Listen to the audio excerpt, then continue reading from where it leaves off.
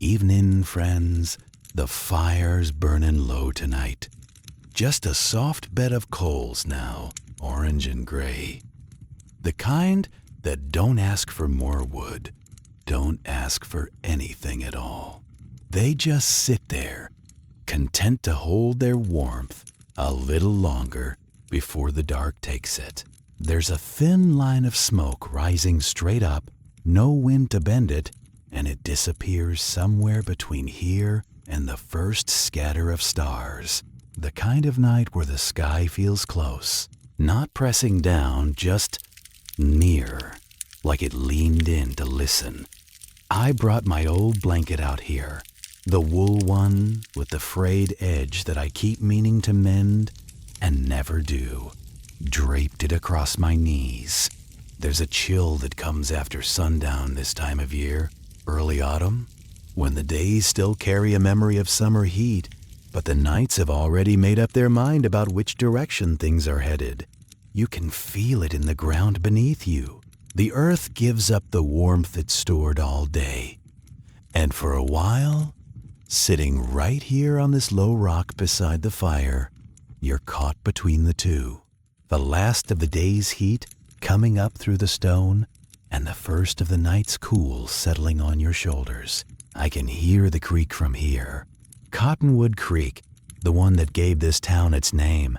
Though I suppose by now the town has given its name right back. It runs about 40 yards behind me, down past the edge of Harlan's old pasture.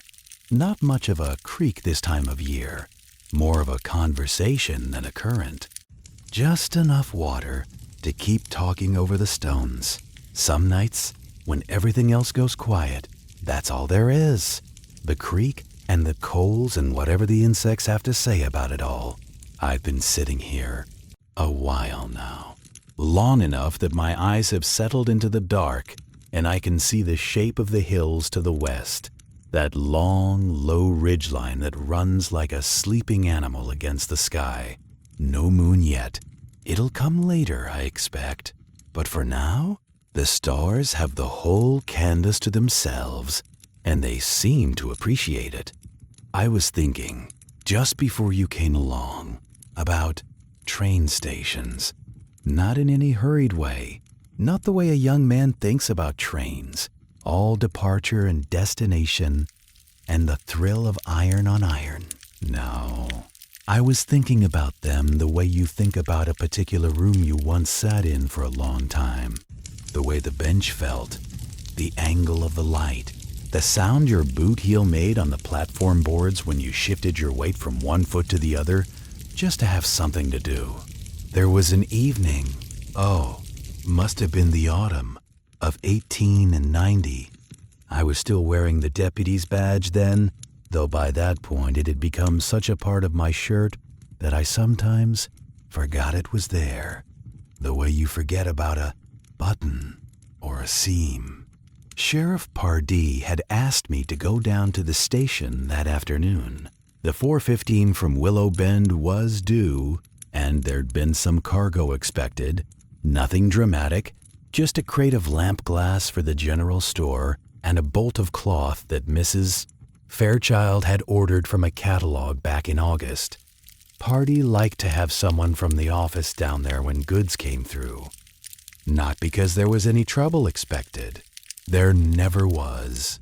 He just believed in the ordinary presence of the law.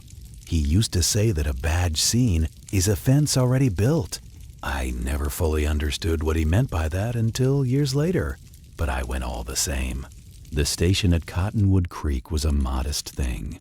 A single platform, planked in pine, that had gone silver from weather and wear. A small office building with a ticket window that was only open 3 days a week because that was all the business warranted. A bench along the front wall, the slats slightly bowed in the middle, where 1,000 sitters had rested their weight over the years, and a roof that extended out over the platform just far enough to keep the rain off your hat, though not much else. The whole structure sat at the eastern edge of town, where Main Street thinned out into a dirt road that eventually became the trail to Willow Bend if you followed it long enough and didn't let the forks confuse you. I walked down there in the late afternoon. The sun was already dropping, sitting about 2 hands above the ridge, and the light had taken on that amber quality it gets when the dust is up. Not thick dust, not a storm, just the fine, particulate haze that autumn stirs from the ground when the soil gets dry enough. It turned everything golden.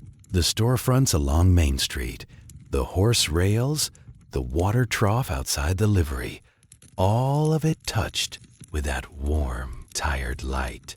My shadow stretched out long in front of me, thin and dark against the pale dirt of the road, and I remember watching it move as I walked, the way the hat brim made a little oval of darkness that bobbed with each step.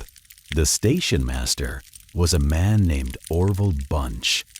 He'd held the post for as long as I could remember, which is to say, he'd been there when I was still a boy running errands for my father, and he was there still on that autumn evening in '90, a little grayer, a little more stooped, but otherwise unchanged in the way that certain men seem to resist time, not through vigor, but through sheer repetitive habit. Orville did the same things every day, in the same order, at the same pace, and I believe the days simply flowed around him, like water around a stone that has decided it is not going anywhere. When I arrived at the platform, Orville was sitting on a stool just inside the open door of the ticket office, a tin cup of coffee balanced on his knee. He had his hat pushed back, and his spectacles were perched at the very tip of his nose, which gave him a look of perpetual mild surprise. He nodded when he saw me. "Afternoon, Deputy. Afternoon, Orville." And that was about the extent of our greeting. I settled myself against one of the posts that held up the platform roof, took my weight off my left boot.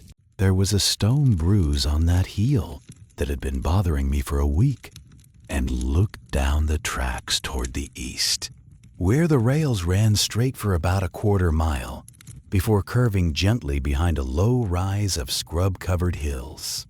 The tracks caught the light, 2 thin lines of copper running parallel into the distance, narrowing as they went until they seemed to touch right at the point where the hills swallowed them. Between the rails, the crosties lay in their even rows, dark with creosote, and the gravel ballast between them held small pockets of shadow as the sun got lower. I'd looked at those tracks 100 times, maybe more, but there was something about the quality of that particular afternoon's light that made them worth looking at again. The way the metal held the color of the sky, the way the gravel seemed to glow faintly, as if it had been saving up warmth all day and was now letting it go, slowly, into the cooling air.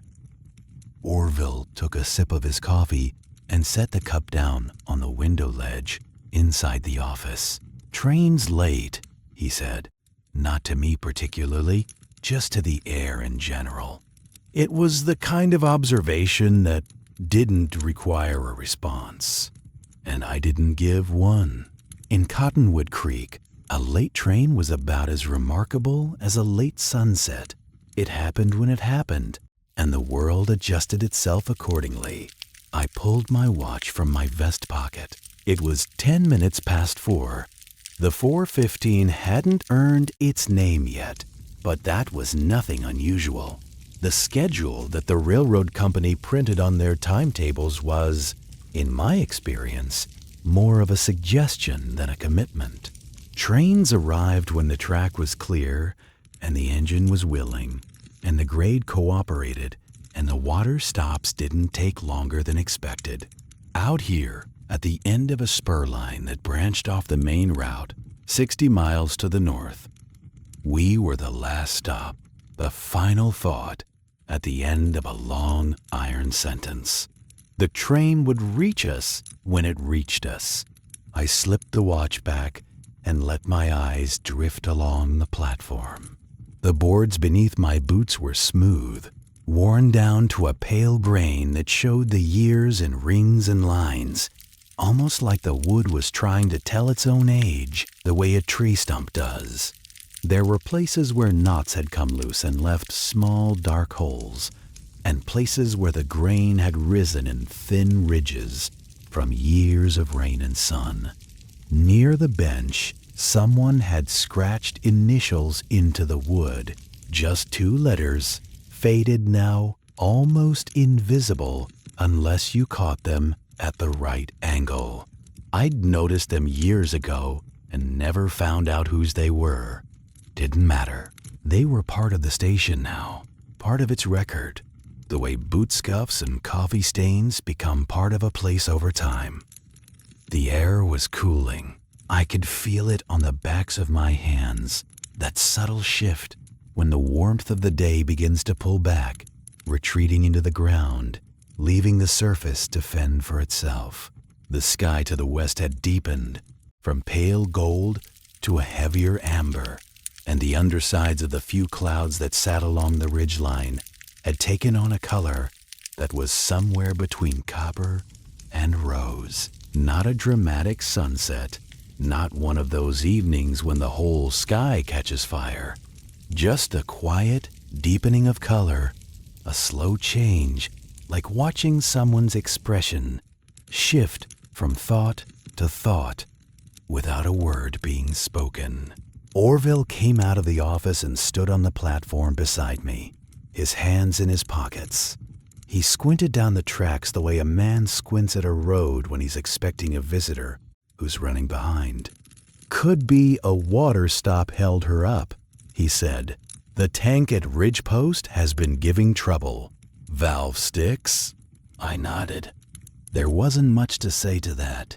A sticking valve at a water stop 60 miles away was beyond the reach of anything I could do or worry about. It was simply a fact of the distance between here and there, a small mechanical truth that rippled outward through the afternoon and arrived at our platform as an absence, the absence of a train where a train was expected to be. We stood there together for a while, Orville and I, not talking, just occupying the same stretch of platform and the same slice of evening. There's a kind of companionship in that, in sharing a weight with someone without feeling the need to fill it with words. I've known men who couldn't tolerate silence, who'd talk and talk just to keep the quiet from settling in, as if silence were something that might grow teeth if you let it sit too long. Orville wasn't one of those men, and neither was I. And so we stood there, and the evening came on around us like a slow tide, and neither of us minded. A pair of sparrows had built a nest up under the eave of the station roof, tucked into the corner where the beam met the wall. I could see the edge of it, a rough cup of dried grass and twigs, and what looked like a scrap of cotton thread, maybe pulled from someone's discarded shirt. The birds were coming and going, quick and purposeful, small, dark shapes, darting in and out with that particular urgency that birds have in the late afternoon, as if they know exactly how much daylight is left and have calibrated their errands accordingly. I watched one of them land on the edge of the nest, tilt its head, and then settle in, tucking itself down into the grass with a series of small adjustments until only its head was visible, its eye a bright black bead, catching the last of the light. Down the platform, at the far end, where the boards gave way to a short wooden ramp leading to the freight area, there were 3 crates stacked against a wall, waiting to be loaded on the next outbound run. I didn't know what was in them. Could have been anything. Tools, dry goods, someone's household effects, being shipped to a relative in another town. They were just wooden boxes, nailed shut, with shipping labels that I couldn't read from where I stood. But they added to the composition of the place, the way everything adds to a place when you're standing still long enough to notice. The crates, the bench, the nest under the eave, the 2 lines of tracks stretching east into the dimming light, all of it held together by the simple fact of being there at that moment, in that particular arrangement. I shifted my weight and let my gaze move out past the tracks, past the low fence that marked the edge of the railroad's property, and into the open ground beyond. The desert, though we didn't call it desert. Exactly. More just the land, the dry country, the stretch, rolled away from the station in a broad, gentle slope, covered in bunch grass and sage, and the occasional dark shape of a juniper. The colors were changing out there too, the greens going gray, the yellows going soft, everything settling into the muted palette that comes just before dusk, when the world starts to simplify itself, shedding detail in favor of shape and shadow. Far out, maybe 2 miles, maybe more. Distance is hard to judge in that kind of light. I could see the dark line of a fence running north to south. That was the Kessler property. Old Tom Kessler ran cattle out there. Not many, just enough to call it a living. I'd been out to his place a few times on duty. Nothing serious, just boundary questions and the occasional stray that wandered onto the road. He was a quiet man, Tom, the kind who measured his words the way a carpenter measures lumber, twice, carefully, before committing. His fence line was the last sign of habitation in that direction before the land opened up into miles of nothing, or what looked like nothing to someone passing through, but was actually full of its own life and its own rhythms, if you knew how to read them. Orville cleared his throat softly. "I think I hear her," he said. I listened. At first there was nothing, just the sparrows and the faint rustle of wind through the sage beyond the tracks and the creak of the platform boards settling under our weight. But then, underneath all of that, beneath the surface of the quiet, I caught it, a low sound, almost more felt than heard, a vibration that seemed to come up through the ground itself before it reached the air. The rails were singing. That's what the railroad men called it, the singing of the rails, and it was one of the quietest, strangest sounds I'd ever learned to recognize. A faint hum, metal carrying the news of something heavy and distant, still out of sight, but on its way. Orville nodded, satisfied, and went back into the office. I heard him moving things around in there, the scrape of a ledger being pulled from a shelf, the click of a pen being uncapped. He had his own routines for an arriving train, his own small rituals of preparation, and he performed them with the same unhurried precision every time. I stayed where I was, leaning against the post, and watched the eastern horizon. The sun was behind me now, or nearly so, and the sky ahead had gone from pale to a soft bruised blue, the color of deep water seen from a distance. The hills that the tracks disappeared behind had become silhouettes, flat and dark against a fading sky, and the rails themselves had lost their copper glow and turned the color of old pewter. Somewhere out there, beyond those hills, the train was coming. I could feel it in the rails, could almost hear the rhythm of its movement, not the sharp chuff-chuff of a nearby locomotive, but a deeper pulse, a heartbeat made of iron and steam, still far off, still patient. There was no hurry. There's never any hurry, really. When you think about it, we build hurry into our days. the way we build fences to keep things separated, to give shape to what would otherwise just flow. But out here, on the platform, with the evening settling down around me and the train still somewhere on the other side of those hills, there was no fence between one moment and the next. Time just moved, smooth and unbroken, and I moved with it, breathing it in, letting it go. I thought about the things I'd done that day, not with any urgency of review, just in the idle way your mind turns back over the hours when your body is at rest. I'd walked Main Street that morning, early, when the storefronts were still shuttered and the only movement was a stray dog nosing around the water trough in front of Haskell's feed store. The air had been cool then, almost cold, with a thin layer of dew on the hitching rails that caught the first light and held it in tiny beads. I'd checked the doors along the street, the general store, the land office, the barber shop, the small lending library that Mrs. Whitaker kept in the front room of her house. All locked, all quiet. It was a ritual more than a necessity, that morning walk. Nobody had tried to break into anything in Cottonwood Creek in longer than I could remember, but the walk itself had value. It was a way of saying, to myself and to the town, that someone was paying attention, that the ordinary things were being tended to. After the morning walk, I'd gone back to the office and spent an hour or so with the ledger.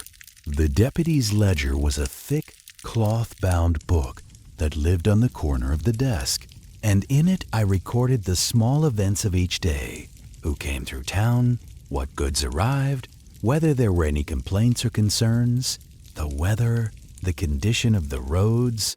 Most days, the entries were brief. October 7th. Clear, light wind from the south. No incidents. Mail arrived on schedule. That sort of thing. But I took care with the handwriting, forming each letter with attention, because the ledger was the town's memory in a way. Years from now, someone might open it and read those lines and know that on a particular Tuesday in October of 1890, the wind blew from the south and nothing of note occurred, and that someone had been there to notice and write it down. There's a quiet dignity in that, I think, in being the one who records the days that don't make history. After the ledger, I'd walked over to the livery to check on my horse. His name was Dutch, a broad-chested bay with a calm disposition and a habit of nudging your shoulder with his nose when he wanted attention, which was most of the time. He was standing in his stall, one hind leg cocked in that relaxed way horses have when they're half dozing, and he lifted his head when I came in and blinked at me with those large, dark eyes. I gave him a measure of oats and checked his water and ran my hand along his neck, feeling the warmth of him under my palm, the steady pulse just beneath the skin. There's something grounding about being near a horse. They don't carry the past around with them the way people do. They're just there, fully and completely, in whatever moment they happen to occupy. I stood with Dutch for a while, not doing anything in particular, just being there with him in the quiet of the livery while the morning light came in through the open doors and made long rectangles of gold on the straw-covered floor. But that had been hours ago. Now the day had spent itself, and I was here, on the platform, with the evening deepening and the train still murmuring its approach from beyond the hills. The hum in the rails grew a little stronger, not louder exactly. It was still a sound you had to listen for, but more present, more insistent, the way a thought becomes more real the longer you hold it. I straightened up from the post and took a few steps to the edge of the platform, looking east. The sky was darker now, a deep indigo that still held a faint band of lighter color along the horizon. And in that band, right where the tracks curved behind the hills, I saw the first sign. A thin, pale smudge of smoke, barely distinguishable from the sky behind it, rising and drifting and dissolving into the coming night. The train was there, still distant, still unhurried, but there, making its way along the last stretch of track between whatever had delayed it and this small platform where an old stationmaster and a young deputy stood waiting without any particular impatience. I watched the smoke for a while. It was one of those things that changes so slowly you can't quite see it changing, but if you look away and then look back, you notice that it's moved, that the smudge has become a thread, that the thread has become a thin column, that the column has a source somewhere just below the line of the hills. The train was climbing the last grade before the descent into the valley where Cottonwood Creek sat. I knew that stretch of track. I'd ridden alongside it on horseback more than once, and I knew the way the locomotive would slow on the uphill, the engine working harder, the sound deepening, and then how it would ease off on the downhill, the wheels clicking faster, gravity doing the work that steam had been doing. Orville came back out with the ledger open in one hand and a pencil behind his ear. He looked at the smoke on the horizon, consulted his pocket watch, and made a small notation in the ledger. I couldn't see what he wrote, but I imagined it was something like 4:38, smoke sighted, or whatever his own shorthand was for the approach of a train that was 23 minutes behind schedule. He had his own version of the record, his own way of marking the days. The light continued to fade. The amber in the west had given way to a deeper color, something close to the hue of old brick, and the clouds along the ridgeline had gone from copper to a dusky purple that was almost gray. The first star had appeared, not the evening star which wouldn't clear the hills for another hour, but a smaller, fainter point of light high overhead, showing through the thinning blue like a pinhole in dark cloth. I noticed it without looking for it, the way you notice things when your eyes have nothing urgent to attend to. It was just there, and then I saw it, and then I went back to watching the smoke. The sound arrived before the train did, as it always does. First the rails, humming louder now, a sustained tone that you could feel through the soles of your boots if you stood close to the track. Then the distant chuff of the engine, rhythmic and slow, each pulse separated by a beat of silence, the way a heart sounds when you press your ear to someone's chest. And then, underneath that, the deeper rumble of the wheels on the rails, a continuous low vibration that blended with the hum and the chuffing into a single layered sound that grew gradually, steadily, without rush.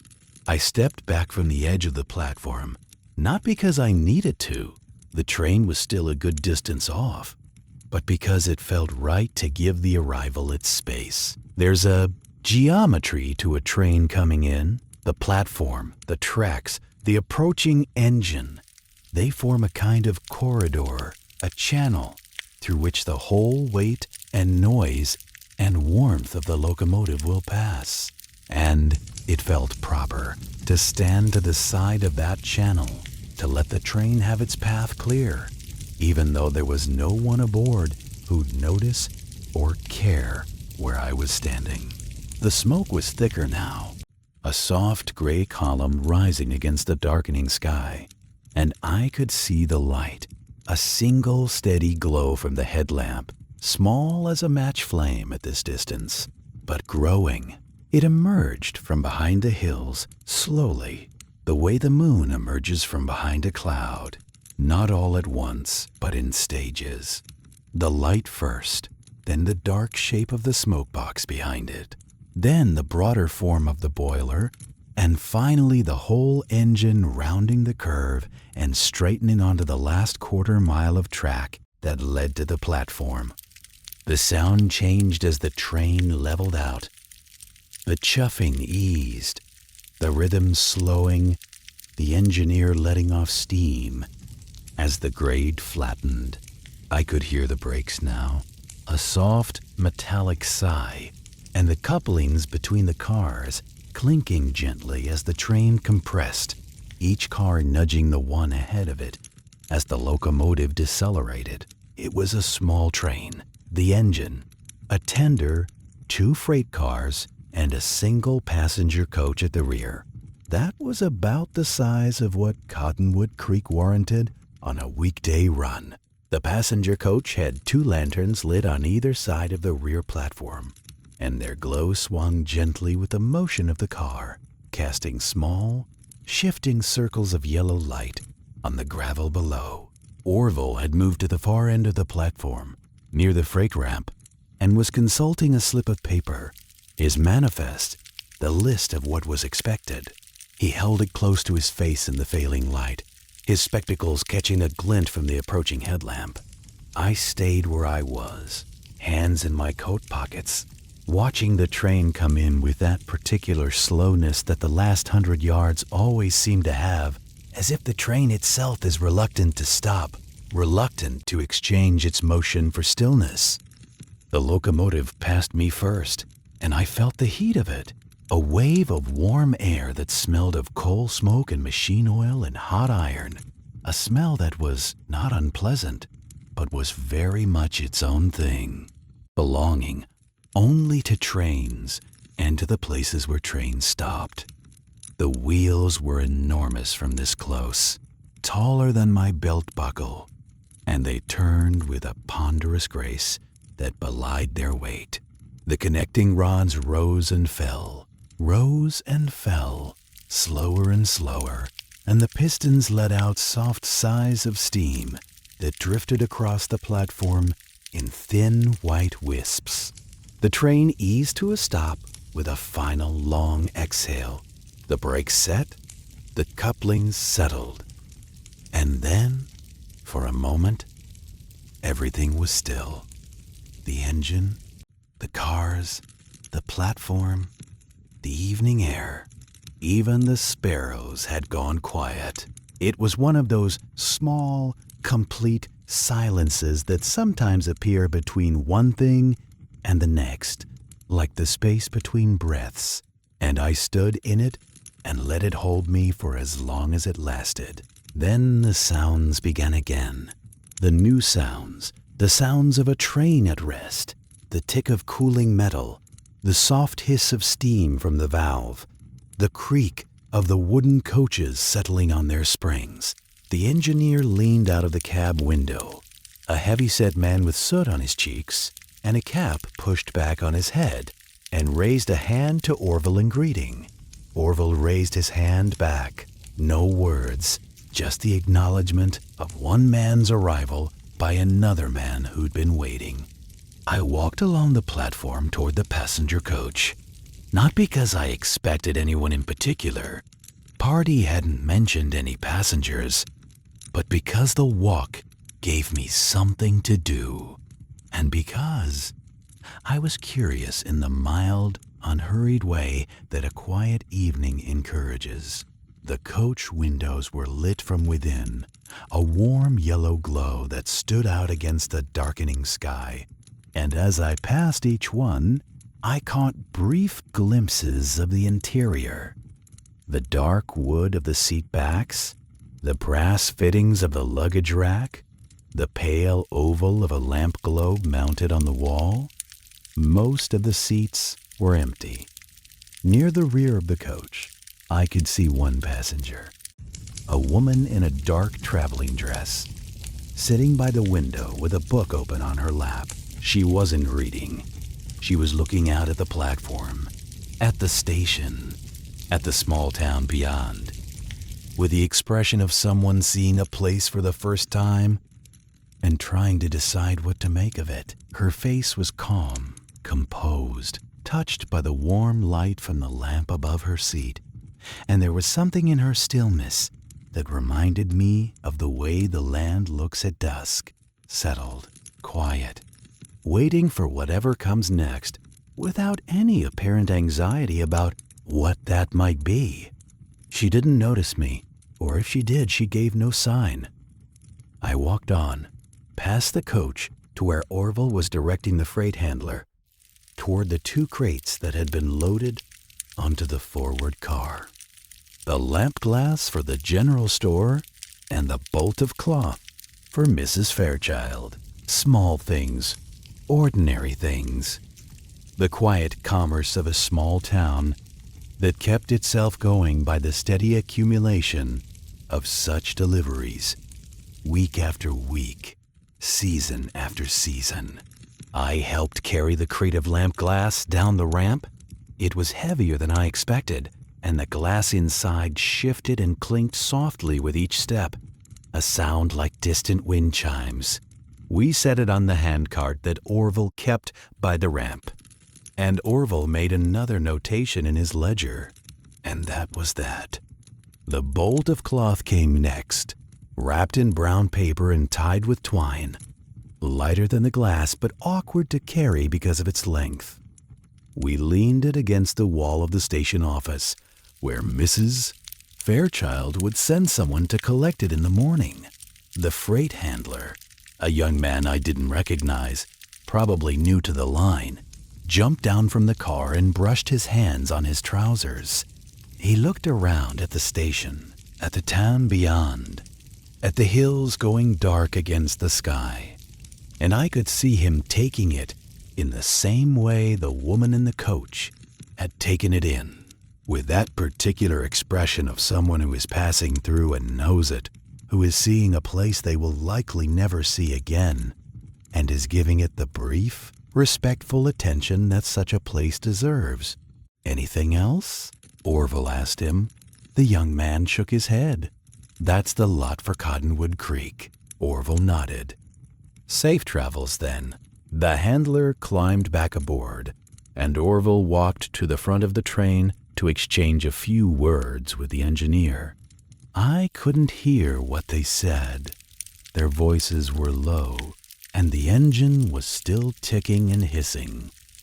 But the conversation was brief, the kind of exchange between professionals that covers the essential information in a handful of sentences and then concludes with a nod.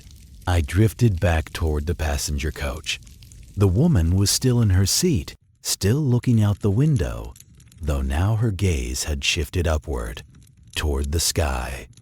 The first stars were thickening overhead, more of them now, and I wondered what she was seeing up there, whether the sky looked the same to her as it did to me, or whether it looked different when viewed through the glass of a train window in a town you'd never heard of until the track brought you to it.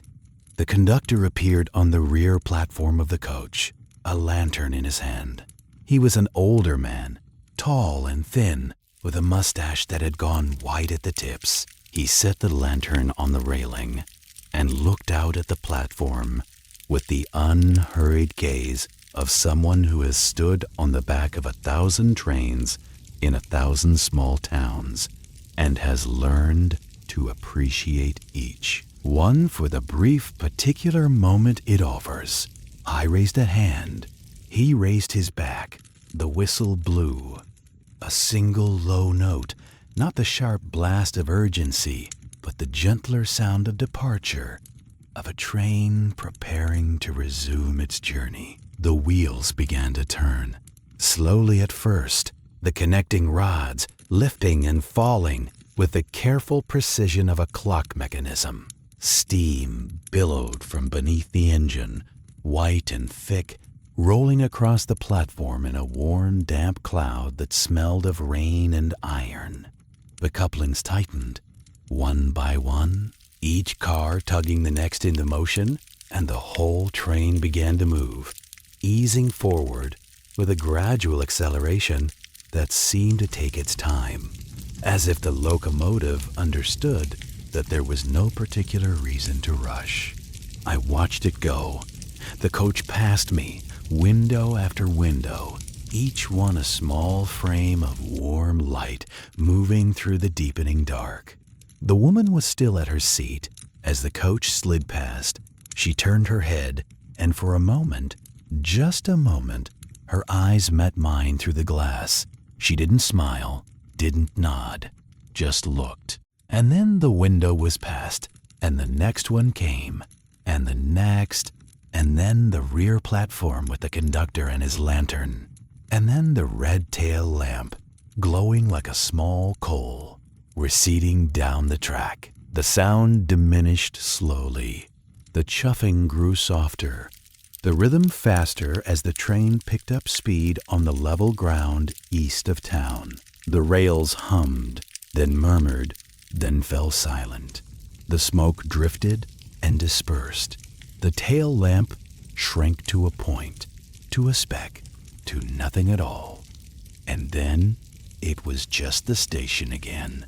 The platform, the bench, the nest under the eave, Orville and me.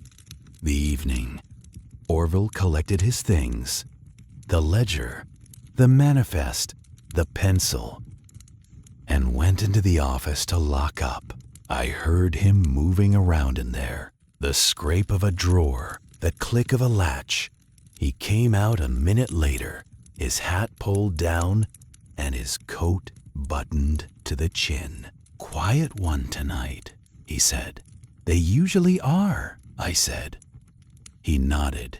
"Good night, Deputy." "Good night, Orville."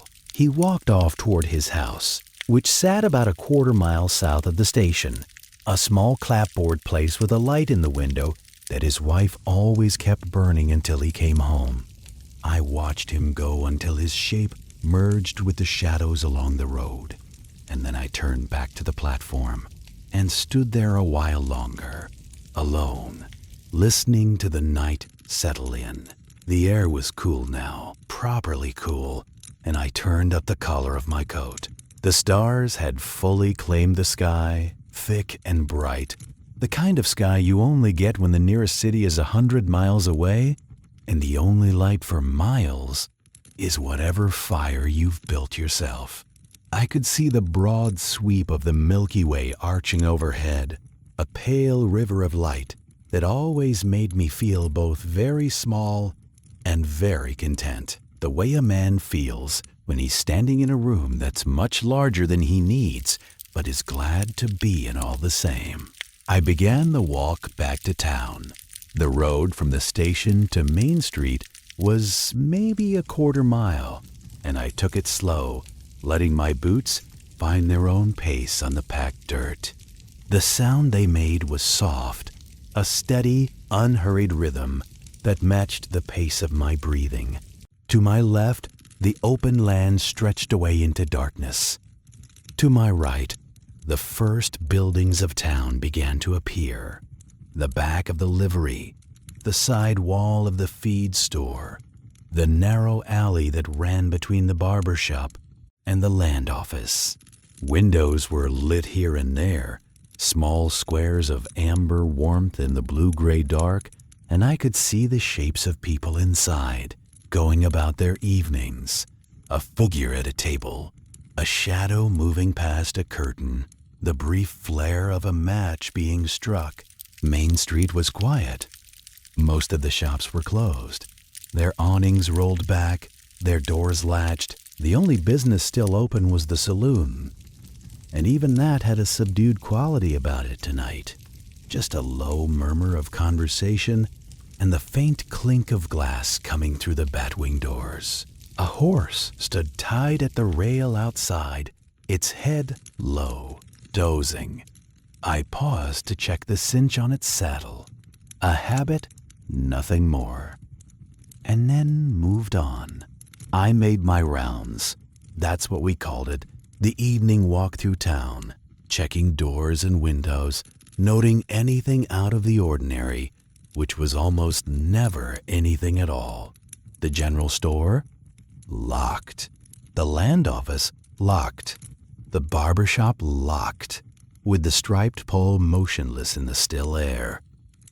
Mrs. Whitaker's lending library? The front room light was on, and through the curtain, I could see the shelves of books, the small desk where she kept her catalog, the back of her rocking chair just visible at the edge of the window. She kept late hours, Mrs. Whitaker. Said the books were better company after dark. I checked the alley between the feed store and the smithy, not because I expected to find anything, but because the alley was on the route, and the route was the route. The alley was empty, as always. Just a narrow channel of deeper darkness between two walls, with a patch of sky visible at the top, a strip of stars framed by roof lines. A cat sat at the far end, its eyes catching a stray gleam of light, two small bright points that watched me for a moment and then blinked out as the animal turned and slipped away into the dark. The boardwalk creaked under my boots as I crossed from the feed store to the opposite side of the street. The boards were old, some of them warped, and they had their own voice, a repertoire of groans and squeaks and hollow thumps that varied depending on where you stepped and how much you weighed. I knew most of them by now. The high creak in front of the barber's door, the low groan near the horse trough, the loose board outside the general store that rattled if you caught it with your heel. They were familiar sounds, the sounds of a place that I knew as well as I knew the rooms of my own house. And there was comfort in them. At the far end of Main Street, where the boardwalk gave way to bare ground and the road curved south toward the creek, I stopped and looked back at the town. The buildings stood dark against the sky, their shapes familiar and solid, the roof lines cutting angular patterns against the stars. A lantern burned in the window of the sheriff's office, Pardee working late, or more likely just reading by the lamp and letting the hours pass. The saloon's light spilled out in a warm rectangle on the dirt of the street. Somewhere, a dog barked once, a single conversational bark that was answered by silence. I turned and walked down toward the creek.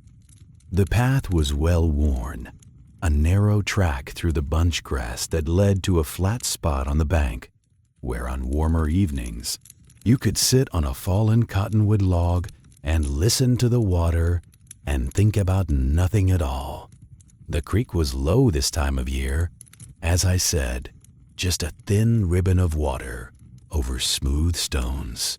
But it caught what light there was, starlight mostly, and held it in small, shifting patterns on its surface, broken and reformed and broken again with every ripple. I sat on the log. The wood was smooth and cool beneath me, the bark long since worn away by weather and by the weight of all the people who'd sat there before me over the years.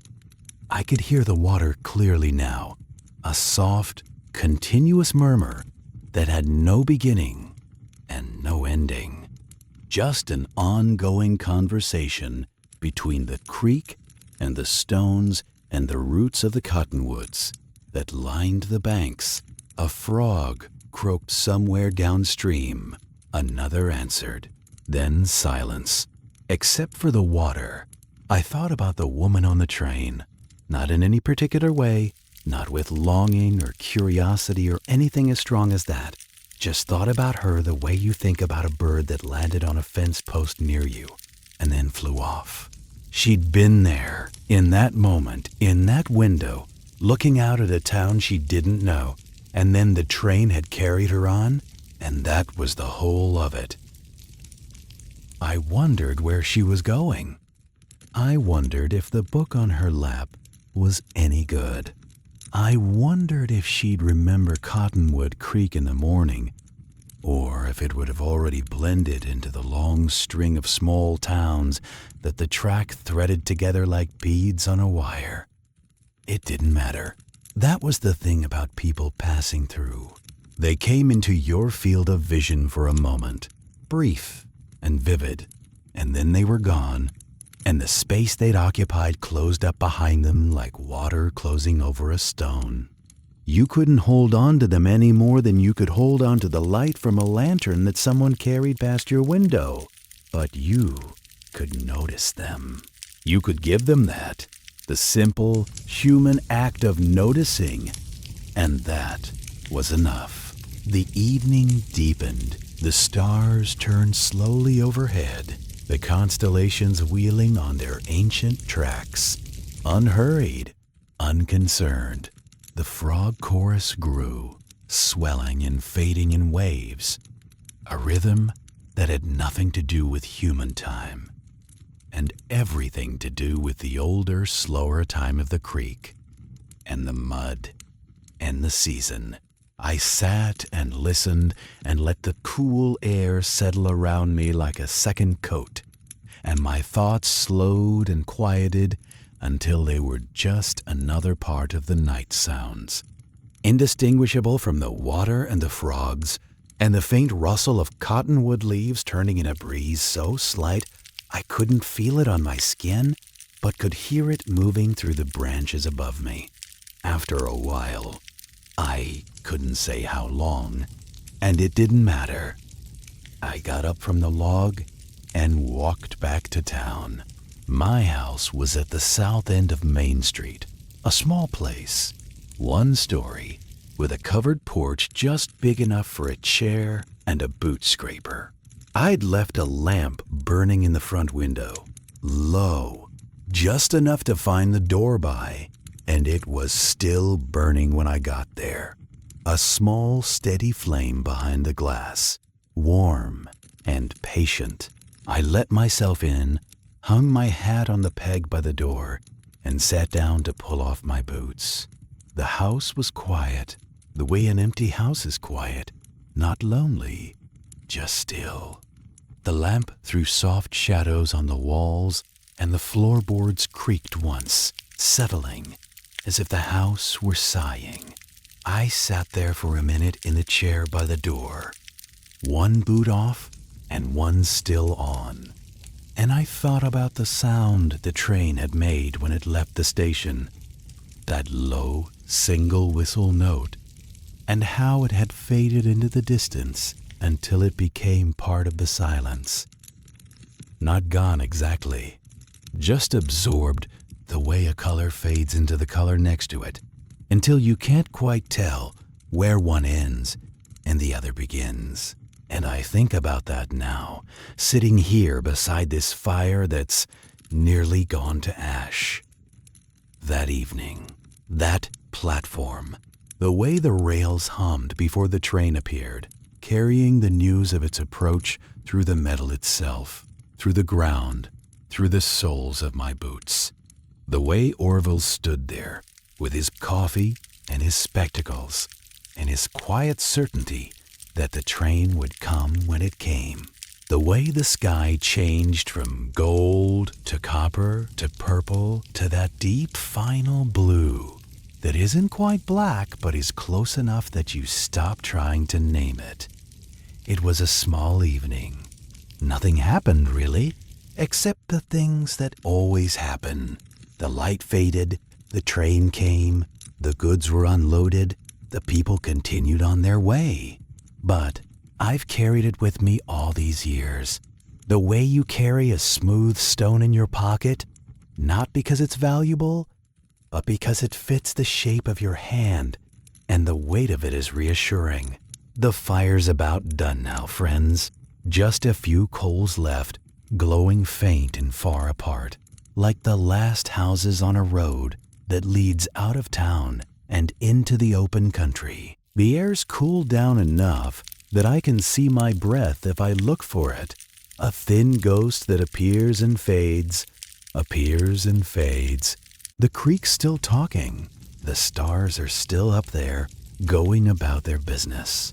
And I'm still here, in Cottonwood Creek, where I've always been, where the ground knows the shape of my boots, and the porch knows the weight of my sitting. Thank you kindly for spending this time with me. If you found something restful in these words, something that let the day fall away for a little while, then I'm glad of it. You're welcome here anytime. The fire's always easy to rekindle, and the night's always got room for one more quiet conversation. If you'd like to hear more, you can find us over at Western Sleep Tales. We'll be here, same as always, whenever you're ready to come back and sit a spell.